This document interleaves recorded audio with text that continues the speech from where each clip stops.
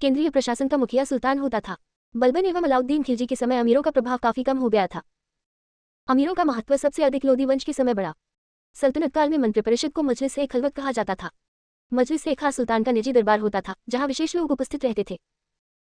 बार ए आम, दीवान ए आम में सुल्तान आम जनता, दरबारी, अमीर, मलिक आदि से मिलता था।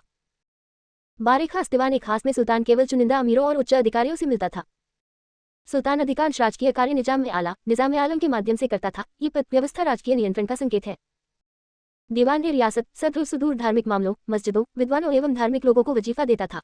इसका प्रमुख सदर होता था, जो प्रायः काजी उल कुजात भी होता था और न्याय विभाग से भी जुड़ा रहता था। दीवान ए इंशा राज्य के पत्राचार, राजकीय पत्र लेखन का विभाग था। वजीर प्रधानमंत्री राजस्व विभाग का प्रमुख। मुशर्रिफ ए मुमलिक आय व्यय का लेखा जोखा महालेखाकार होता था। सल्तनत काल में मुस्तौफी ए मुमलिक ऑडिट व्यय का परीक्षण। खजानची कोषाध्यक्ष। आरिज ए मुमलिक सैन्य विभाग, दीवान ए अर्ज का प्रमुख। सदर सुदूर धार्मिक एवं दान विभाग का प्रमुख। काजी उल कुजात सर्वोच्च न्यायिक अधिकारी। बरीद ए मुमलिक गुप्तचर एवं सूचना विभाग। वकील ए दर शाही महल एवं व्यक्तिगत सेवाओं का प्रबंधन।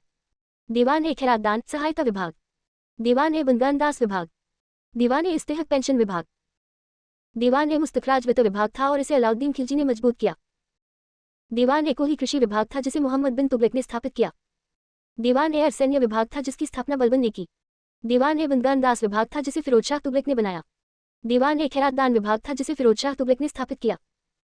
दीवान ए इस्तेहक पेंशन विभाग था, जिसे फिरोज शाह तुगलक ने विकसित किया। वरीद गुप्तचर, सूचना दूत, साम्राज्य की गतिविधियों की जानकारी देने वाले दूत थे। फिरोज तुगलक ने लोक निर्माण विभाग स्थापित किया, जो नहरों और भवनों का निर्माण करता था। सल्तनत साम्राज्य एकता सूबों में विभाजित था, जिसका प्रशासन वलिया मुक्ति करते थे।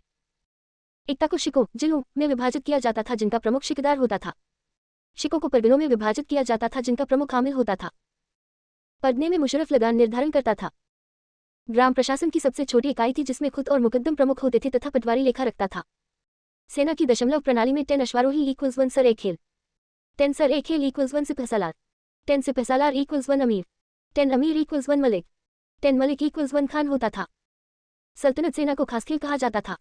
अलाउद्दीन खिलजी ने एकता प्रथा समाप्त की थी। फिरोज तुगलक ने एकता प्रथा को पुनः शुरू किया था। खराज गैर मुस्लिम भूमि कर, जकात मुस्लिमों पर धार्मिक कर, जजिया गैर मुस्लिमों पर कर था।